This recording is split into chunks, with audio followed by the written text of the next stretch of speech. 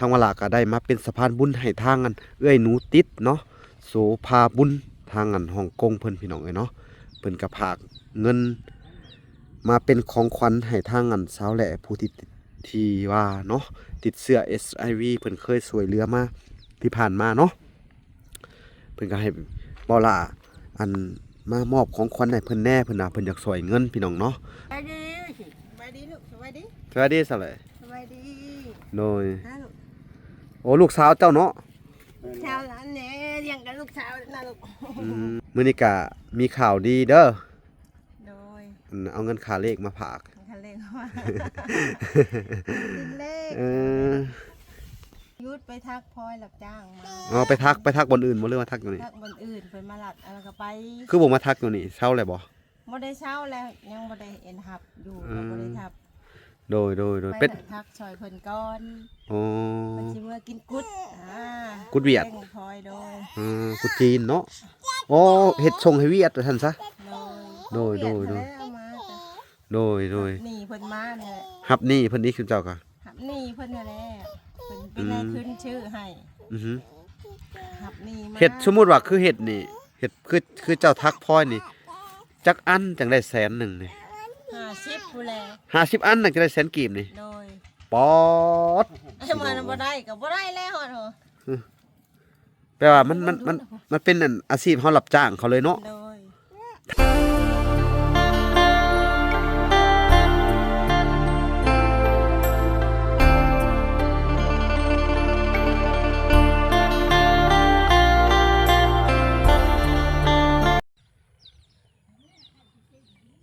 อ้าวพี่น้องเอ๋ยเนาะกับสบายดีพ่อแม่พี่น้องเนาะเบิดสู่คู่สู่คนพี่น้องเอ๋ยเนาะก็ยินดีเข้าสู่ช่อง YouTube เบาละสายบุญคุณธรรมคือเก่าพี่น้องเอ๋ยเส้นเก่าเส้นเคยพี่น้องเอ๋ยเนาะทายสบายดีคือเก่าพี่น้องเอ๋ยเส้นเก่าเส้นเคยเนาะทักทายสบายดี FC ทางฝั่งไทยและ FC ทางฝั่งลาวและ FC ทางต่างประเทศนำเด้อพี่น้องเอ๋ยเนาะที่รับชมเบาละอยู่เนาะมื้อนี้ก็ตัดภาพมาอยู่ทางบ้านสาวแหละพี่น้องเอ้ยเนาะทางวลาก็ได้มาเป็นสะพานบุญให้ทางอันเอ้อยหนูติดเนาะโสภาบุญทางอันฮ่องกงเพิ่นพี่น้องเอ้ยเนาะเพิ่นก็ฝากเงินมาเป็นของขวัญให้ทางอันสาวแหละผู้ที่ว่าเนาะติดเสื้อ SIV เพิ่นเคยช่วยเหลือมาที่ผ่านมาเนาะเพิ่นก็ให้บ่ล่ะอันมามอบของขวัญให้เพิ่นแน่เพิ่นน่ะเพิ่นอยากช่วยเงินพี่น้องเนาะเพิ่นก็ฝากมาอยู่อาณาหาบอาณาประมาณ5,000 บาทพี่น้องเอ้ยเนาะไทยพี่น้องเอ้ยเนาะและเพิ่นก็ให้เบาพรค่าน้ำค่าในเนาะ500แล้วก็ให้บ่ล่า1,000เนาะค่าเดินทางพี่น้องเอ้ยค่าน้ำมูกน้ำมันเพิ่นว่ามาช่วยเหลือทางนั้นสาวแหล่แน่เพิ่นว่าเพิ่นนี่ดูเมตตาสงสารพี่น้องเอ้ยเนาะเอ้าเป็นจังได๋ก็อย่าพี่น้องเอ้ยเวลาสิเข้าไปเยี่ยมยามเพิ่นเลยบ่ฮู้ว่าเพิ่นอยู่หรือบ่พี่น้องเอ้ยเนาะเฮาก็มาฮอดเฮือนฮอดซ่านเพิ่นไปที่เรียบร้อยแล้วเนาะ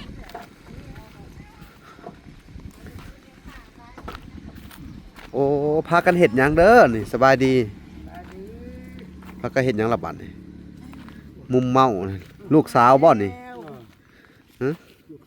ลูกสาวไผตัวนี้ลูกสาวเจ้าว่าซะแหละฮะเอ้าสบายดีลุงฮะโดยสบายดีลูกสบายดีสบายดีลูกบอกบอกเป็นเลยสบายดีไหมยาย สวัสดีสวัสดีลูกสวัสดี สบายดีสะเลย สวัสดี โดย นะลูก โอ้ลูกสาวเจ้าเนาะ ชาวหลานเนี่ยเลี้ยงกับลูกสาวนะลูก เป็นลูกสาวแล้ว คือบ่เห็นนั่นเห็ดพงเห็ดพลอยแหละหรือว่าเช้าแหละบ่ โอ้ยบริจาคแล้ว เห็ดคู่มือเลยเนาะ อืม เอามาแม่ พี่น้องไงเนาะนี่แหละสภาพการเป็นอยู่เงินซานของเพิ่นกันนี่แหละพี่น้องเอ้ยเนาะทางสาวแหล่เพิ่นก็เห็ดพลอยแม่นบ่แต่ก่อนเนาะยังเห็ดคือเก่าอ๋อสภาพเงินซานจะเป็นก็สิแบบนี้เนาะ แม่ เป็นจังไดอยู่ดีมีแห้งบ่ซุมื้อนี้ ฮะ อยู่ดีมีแห้งอยู่บ่ ไม่แห้ง อืม เด้อโตไว้ตีแหละ เนาะ ติดแต่เด้อ มื้อนี้ก็มีข่าวดีเด้อ โดย เอาเงินค่าเลขมาฝาก คันเร่งว่าติดเลข เอออันน่ะ ยืนมันใหญ่ไป แบบว่าไป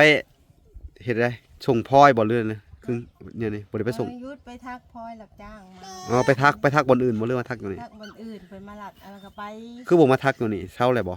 บ่ได้เช้าแล้วยังบ่ได้เอ็นทับอยู่ก็บ่ได้ทับ โดย ไป เป็น ทักซอยเพิ่นก่อน อ๋อ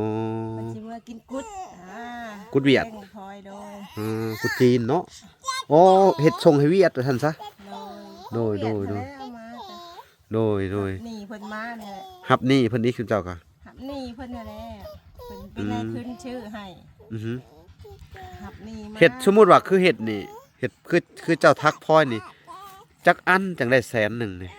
50ผู้แล 50อันน่ะจะได้100,000กีบนี่ โดย ป๊อด ไอ้มันบ่ได้ก็บ่ได้แล้วเหรอ แปลว่ามันเป็นอันอาชีพเฮารับจ้างเขาเลยเนาะ โดย ถ้าเฮาอันน่ะเฮ็ดแบบซี่เฮาจังมีข้าวกินบ่หรือว่ามีให้มีนาเฮ็ดฮะ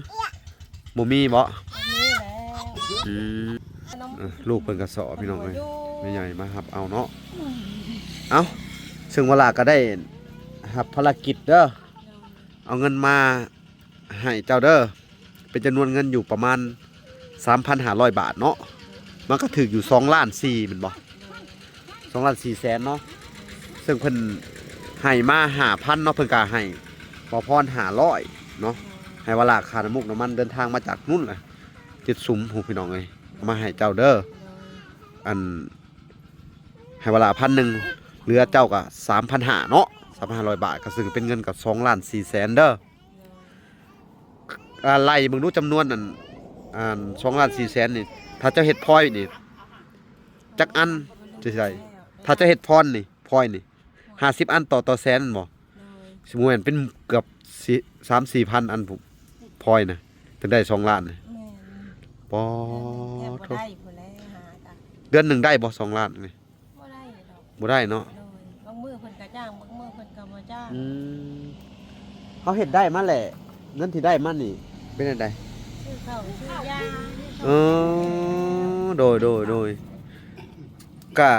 สุเจ้านี่ยังซื้อข้าวซื้อหยังกินอยู่เนาะ โดย บ่มีให้มีนาบ่หรือแนวใด โอ้ยให้หน้าก็อยู่เฮ็ดน้ำเพิ่นนี่แหละเพิ่นก็หน้าน้อยเดียว เฮ็ดน้ำเพิ่น ได้หลาย เฮ็ดนาแซงบ่ เฮ็ดหน้าแซง เฮ็ดนาแซงพี่น้องเอ้ยเนาะขออนุญาตเนาะเป็นจังไดห่างกายสุขภาพเนี่ยนี่ เมื่อยแบบเมื่อยก็เมื่อยหั่นแหละ ยังกินยาโครงการนี่ยังอยู่บ่ กินคือเก่า อ๋อเพิ่นบ่ให้หยุดเนาะ เพิ่นบ่ให้หยุด อื เพิ่น ม ก็ง่ายมาเมืองกำพรนี่ โครงการไหน โดย โครงการผู้ติดเชื้อเนาะ การติดเชื้อเพิ่นให้ง่าย SIV มาเมืองกำพรเพิ่นว่า บัดนี้จะไปต่อยาอยู่เมืองจำพรนี่เนาะ โดย โดย ลูกจักปีและลูกสาวน้อย ปีชงปีปลาย 2 ปีปลายเนาะซึ่งผู้ให้เงินนี่ก็เป็นทางอันเอื้อยหนูติดเด้อคือเก่าคนที่เพิ่นฝากมาให้เจ้าคนที่แล้วแหละเด้อ โดย เนาะเวลาก็สิได้มอบเงินเนาะพี่น้องเอ้ยมอบคำให้เพิ่นก่อนพี่น้องเอ้ยเนาะพี่น้องเอ้ยเนาะก็น่าสงสารเพิ่นอยู่เด้ทางอันเอื้อยอันนะเอื้อยแหละเพิ่นพี่น้องเอ้ยเนาะเอ้า2.4 ล้านเด้อลองนับมึงเอานับมึงนับก่อนเด้อส่วนที่เหลือพี่น้องเอ้ยเนาะเจ้านับมึงถึงเลขได้นี่เนาะ คันแม่นถึงเลขกัน3ตู้ผู้ได้นี่ได้ทำนี่พี่น้องเอ้ย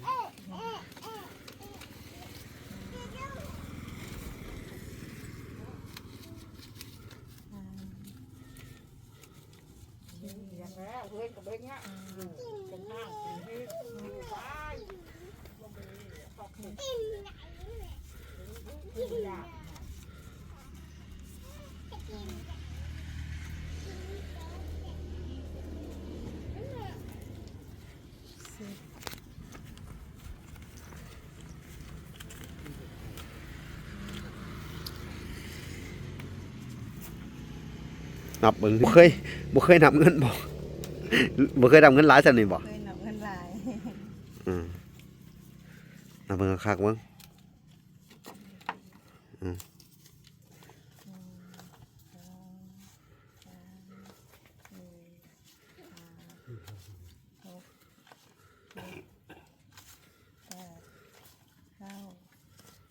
โอเคอันนี้1 ล้านเนาะ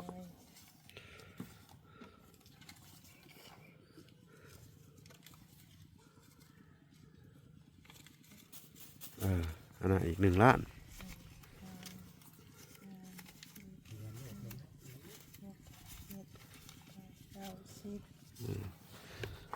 น้อยนักล่ะสิได้นับเงินเท่านี้เนาะเท่าไหร่ก็เลยตื่นเต้นแน่เนาะดีใจอยู่บ่นี่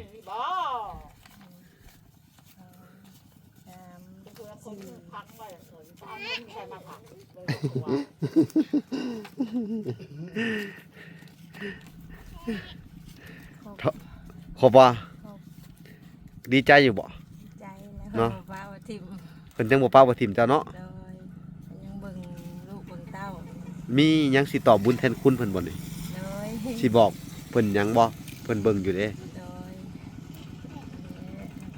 เป็นกวางในหน้าที่การงานนี่แหละสุขภาพเข้มแข็งเป็นมันเป็นยืนเป็นบ่ทิมบ่ป้าบ่ค่ะ โดยเนาะปีใหม่ก็อวยพรให้เพิ่น ไม่จ้ะมีแต่สิ่งดีๆเข้ามาในชีวิต เอื้อยหนูติดเด้อ โดยไม่ติดนั่นแหละ โสภาบุญ สุข เนาะ ภาพบุญ โดยเป็นกว้างเป็นเจริญขึ้นค่ะ เจริญเนาะในหน้าที่การงานเนาะ การงาน เจริญในศีลในธรรมพี่น้องเอ้ยเนาะทางว่าล่ะก็ดีมกดีใจเด้อดีใจนำเจ้าที่ว่าได้เนาะเพราะว่าค่อนข้างจะทำงานหนักเลยเจ้าเนาะหาเงินเลี้ยงลูกน้ำแน่แมันบ่ ย่างไว้ได้นี่ หาเงินเลี้ยงลูกเนาะลูกจักคนนะลูกน่ะ แล้วก็แม่มีแม่เลี้ยงแม่น้ำเนาะ ร้านอันนี้ โอ้ ลูกคนแพงเลย เออ น้องขน้อยแม่ไปหาเงินแหละ แม่เพิ่นไปหาเงินอยู่ไทยเนาะ แม่นี่นะ ผากน้ำเจ้าเนาะ โดย ฮอตแรกเขาคิดว่าลูกเจ้าเด่นนี่ บ่ พี่น้องเอ้ยลูกเจ้าใหญ่เบิดแล้วเนาะ ใช่เราโรงเรียนมาแล้ว โอ้ลูกเจ้านี่บ่ได้มีเสื้อหยังเนาะ บ่ไปกวดโรงแล้ว บ่มีเนาะมีแต่แม่ผู้เดียวเนาะ เพิ่นว่าเชื่อกะมันเกิดมาจากโดขน้อยเองเพิ่นว่า เออ แต่ก็รักษาหายตั้งนานแล้วแต่เพิ่นก็บ่ให้หยุดกินยา อือ ยันเลือดเฮาแบบมันกลับไปอันกินเลือดเพิ่นว่า เออ จากมดลูกเพิ่นว่า เออ มันเกิดจากมดลูกเพิ่นว่า อือฮึโดยเนาะ โดย พี่น้องเอ้ยกะนี่แหละกะสู่ต่อไปเด้อทั้งว่าล่ะกะอันน่ะได้มาเป็นสะพานบุญให้ทีเพิ่นกะได้ให้เวลามาก็ต้องขอบคุณทางอันเอ้ยหนูติดหลายพี่น้องเอ้ยทั้งว่าล่ะกะอันยินดีเนาะยินดีเป็นสะพานบุญให้คือเก่าพี่น้องเอ้ยเนาะเพราะว่าบ่ว่าจะอยู่ใกล้เนาะทางว่าล่ะกะยินดีคือเก่าพี่น้องเอ้ยเนาะเพราะว่าเฮาก็อยากมาติดตามเบิ่งเพิ่นคือกันพี่น้องเอ้ยหลังจากที่ว่าเพิ่นให้มากะนี่แหละอาชีพเนาะทับอันนี้เพิ่นทับหยังนี่ ตาล ทับเปลือกตาลเนาะ โดย เปลือกออกให้มันเป็นฝอย โดย ๆแล้วเฮ็ดพลอยปัดเฮือนน่ะเนาะ โดย อืม มันเป็นบ่ได้อันนะยุดเห็ดไปทักพลอยก็เลยบ่ได้เอาขึ้นมา อือฮึ กิน โดย ค่ายุคค่ายาเนี่ย โอ้ แล้วเพิ่นให้แล้วเพื่อสิได้เป็นร้อยกัน โอ้ โดย ร้อยก้านจะได้ 200,000 โดยร้อยกันได้200,000 อ๋อเฮาทักเนาะไวขนาดนั้นจังใดเนาะ จังได้50คันนำบ่ไว้ก็มื้อละ20-30 อ๋อโดยสู้ สู้ เด้อ ทุกมื้อเลยแหละ อดเอาพี่น้องเอ้ยเนาะพี่น้องเอ้ยเฮาก็มาอัปเดตนี่แหละเบิ่งเฮือนซ่านเพิ่นหน่อยหนึงพี่น้องเอ้ยย่างของหอบนี่สภาพเฮือนซ่านเพิ่นหลังตัวใดหลังตัวนี้เนาะตัวนี้ของใครตัวนี้ เจ้าเพื่อนแม่เจ้าดินเจ้าดอน โอ้นี่พี่น้องเอ้ยนี่ก็อยู่แบบนี้เนาะ ดูหนูนี่แหละ เออ เอามา เอาไก่บ่ได้ไก่เจ้าบ่นี่ โดย พี่น้องเอ้ยนี่เพิ่นซ่านเพิ่นก็สิประมาณนี้แหละพี่น้องอันนี้ก็เป็นครอบครัวหนึ่งที่ติดเชื้อ SIV พี่น้องเอ้ย แล้วก็ลำบากหลายพี่น้องเอ้ยเนาะเพิ่นติดมาจากใช้กระบ่ฮู้พี่น้องเอ้ยเนาะแต่ว่าเพิ่นหาเงินหาคำแบบหับเห็ดพลอยเนาะพอได้ซื้อข้าวซื้อน้ำกินพี่น้องเอ้ยเนาะสู้ๆต่อไปเด้อซั่นแหละทางแม่เพิ่นก็ได้พี่น้องเอ้ยเอ้าโอเคพี่น้องเอ้ยทางวลากะบ่มีหยังสิตอบบุญแทนคุณทางเอ้ยหนูติดเส้นกันพี่น้องขอให้ปีใหม่นี้เนาะขอให้เพิ่นมีแต่ความสุขความเจริญเนาะความเจ็บอย่าได้ความไข้อย่ามีเนาะหายเจ็บหายไข้หายพยาธิโรคาเนาะสุขกายสบายใจเนาะเงินที่เจะทานไปแล้วก็ขอให้ไหลขึ้นมาคือเก่าทานมื้อเช้าไหลเข้ามามื้อแลงพี่น้องเอ้ยเนาะปรารถนาสิ่งใดขอให้ได้สิ่งนั้นสมดังปรารถนาพี่น้องเอ้ยเนาะเอ้า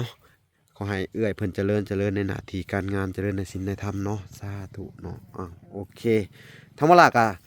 สิได้เดินทางไปเฮ็ดเวียกเฮ็ดงานต่อพี่น้องเอ้ยช่วยเหลือสังคมอยู่ทางอันจุดซุ้มลำถ้วยพู้นแหละพี่น้องเอ้ยเนาะกะ